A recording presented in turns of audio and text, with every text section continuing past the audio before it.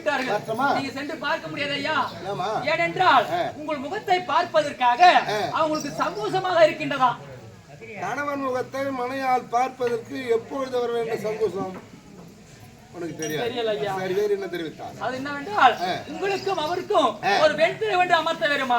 வெண்திரை அமர்த்தி உள்புறம் அவங்களும் வெளிப்புறம் இருந்து உங்க குலாச்சார வன்மையை சொன்னால் சம்மதம் இருந்தால் பேசுவார்களாம், இல்லை என்றால் போய்க்கினே இருப்பாங்களாம். நான் இருந்தானே.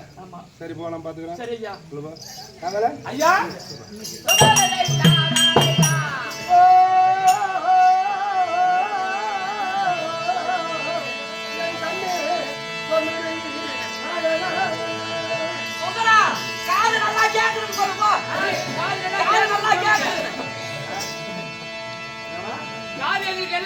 சொல்றாங்க.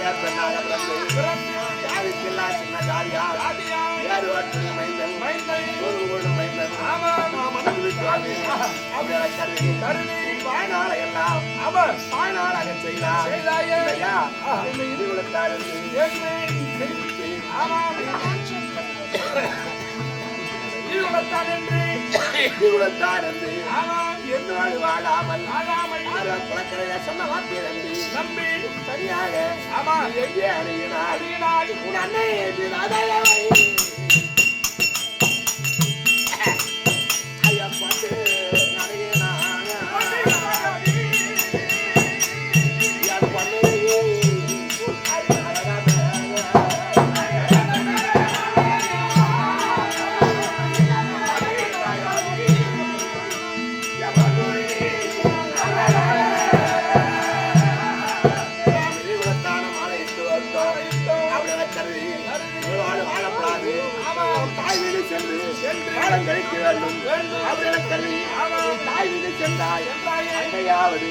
உனக்கு அடைக்கலமும் ஆதரவு கிடைத்ததா? கிடைக்கவில்லை. காரணம் மகளானவள் மாலையிட்டு விட்டால் மனவெடுப்பு கொடுத்தார். ராஜராஜால எல்லாம் மதிய மாட்டார். அப்படி கல்வி அவர் உனக்கு அடைக்கலமும் ஆதரவு கொடுக்கவில்லை. ஒதுக்கி விட்டார்கள். என்னோடு வாழாமலும் தாய் வீடு செல்லாமலும் உனக்காக ஒரு ஏற்படுத்திக் கொண்டு வாழ்கிறாய். அது உண்மையில் குற்றமில்லை, என் மீது குற்றமில்லை. நமக்கு ஏன் நடக்காது? அது முன்னே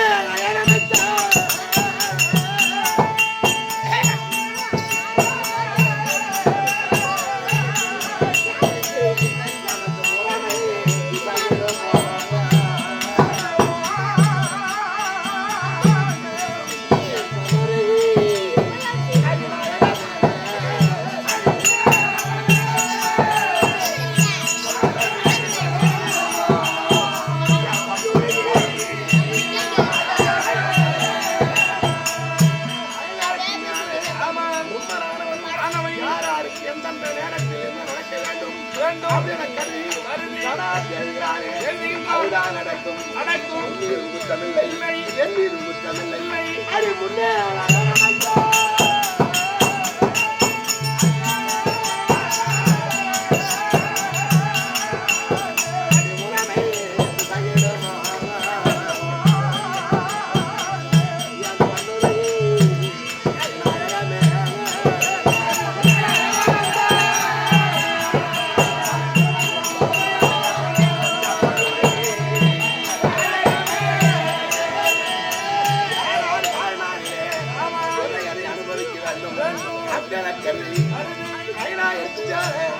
ரொம்ப நாளவன்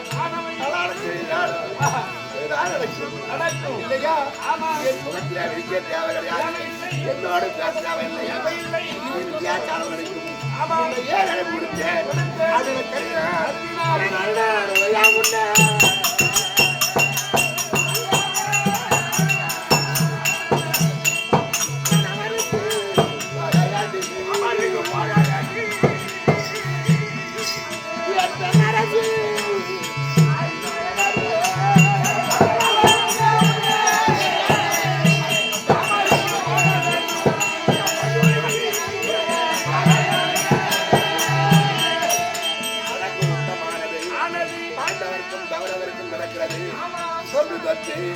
ஏற்றோடு 16 சுத்தமானது என் திருவாயிருப்பதனால்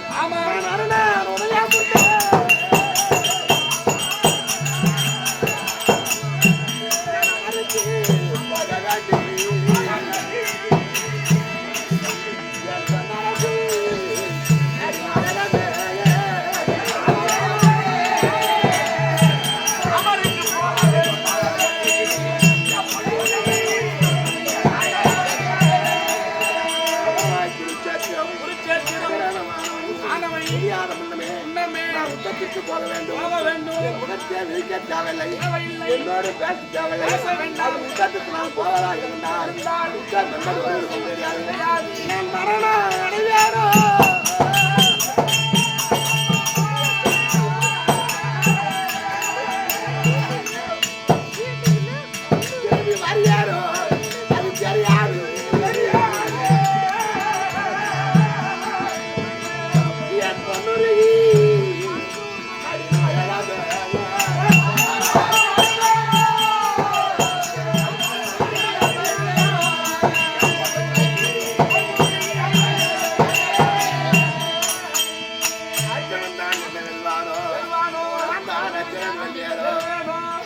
தெரியாது, நான் மரணம் அடையானோ?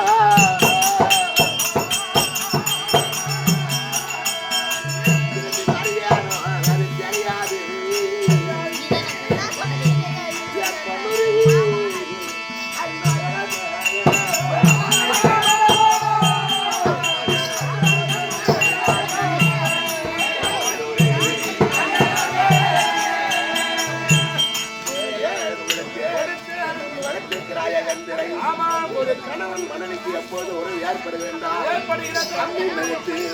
அருந்ததை சாட்சியாக வைத்து திருமணம் செய்வார்கள்.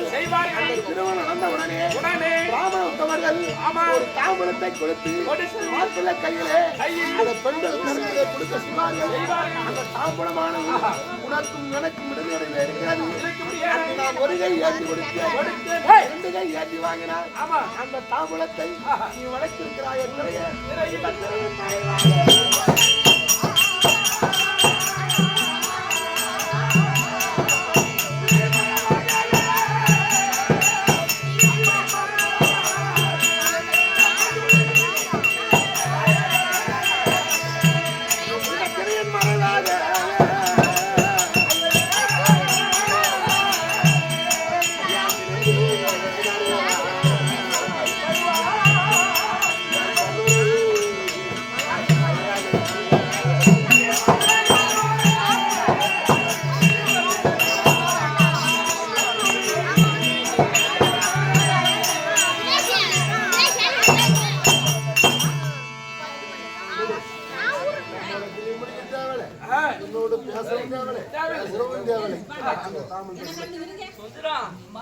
அவங்க சொன்னது எப்படி இருக்குது?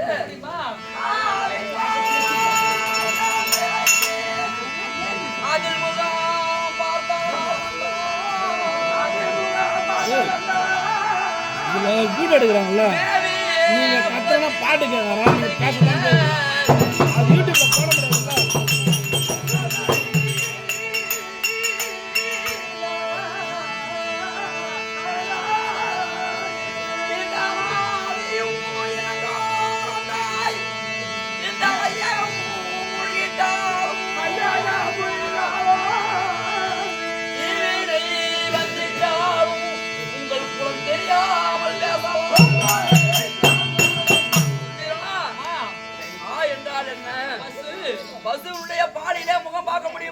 முடியாதும்மா. ஏன்னா பால் தண்டிப்பானது. ஆமா, அதுல பார்க்க பார்க்க முடியாது. அதே பசுவின் பால்ல முகம் பார்க்கலாம். எப்படிமா?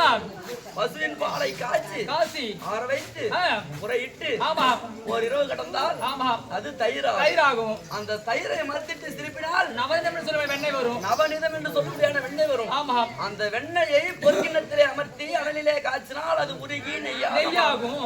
அந்த நெய்யிலே முகம் பார்த்தால் கண்ணாடியில் பார்ப்பதை போல பளிங்கரமா தெரியும். பளிங்கரமா தெரியும். உங்க பேசுறது எப்படி இருக்கு? எப்படிமா? கண்ணாடி முடிப்பை போலவும் சுவற்றில் பூசிய சுண்ணம் போலவும் புளியம்பழத்தின் போர்வை போலவும் நம்ம முகம் பார்க்கற கண்ணாடி இருக்கே. ஆமாமா, ஒரு துணி போட்டு முடித்து வைத்துட்டோம்னா தெரியுமா முகம்? தெரியாது. அந்த முடிச்ச வச்சு பார்த்தாதான் நம்ம முகம் தெரியும். தன்ன தெளிவா தெரியும். சுவற்றில் பூசிய சுண்ணம் போலும். ஆமா, இந்த வீடு கட்டியிருக்காங்க, அது உள்ள சுண்ணம் அகற்றினாதான் தெரியும். ஆமா, அது கருங்கல்ல கட்டினதா இல்ல செங்கல்ல கட்டினதா ஆமா இல்ல மண் சுவரா ஆமா அப்படின்னு தெரியும். ஆமா, புளியம்பழத்தின் போர்வை போலவும் மரத்துல கீழ இருந்து பார்க்க எல்லா புளியம்பழமும் நல்லாதான் இருக்கும். நல்லாதான் தெரியும். அதுல ஒன்று பறித்தெடுத்து ஓட்டை அகற்றி பார்த்தாதான் தெரியும் அது சொத்த புளியா நல்ல புளியானு. பாலிலே முகம் பார்த்த பாவனை போலவும் கண்ணாடி முடிப்பை போலவும் ஒன்றில் பூசிய சுண்ணம் போலவும் புளியம்பழை போர்வை போலவும் அப்படி சொல்றாங்க குலாச்சாரம். ஆமாமா, தெளிவா எப்படி உடன் பிறந்தவங்க பங்கும் பங்காளி தாயாதி எப்படி கேட்டு சொல்றமா இப்பதான் சுந்தரா அப்பா புரிந்தது. அவங்க சொல்ல முடியாத வார்த்தை. ஆமா, நியாயம்தானே? ஆமாண்ணே. கர்ணனானவன் தேரோட்டியால் வளர்க்கப்பட்டவன் என்ன ஜாதி என்ன மதம் இக்குளம் என்று தெரியாது. ஆமா, இந்த இடநடுவிலே பாண்டவர்களும் நீயும் ஒரு தாய் மக்கள் என்றால் இந்த உத்த நடக்குமா? நடக்குமா? நீ எப்படி பிறந்த வரலாறு? நீ துரியோதனத்தில் எப்படி அணுகினார்? ஆமா, பாண்டவர்கள் எப்படி உனக்கு தம்பி? அதாவது புளியம்பழத்தின் போர்வை போல் கண்ணாடி முடிப்பை போல் சொன்னம் போலும். ஆமாங்க, நீங்கள் பிறந்த வரலாறே தெரியாமல் இருக்கிறது.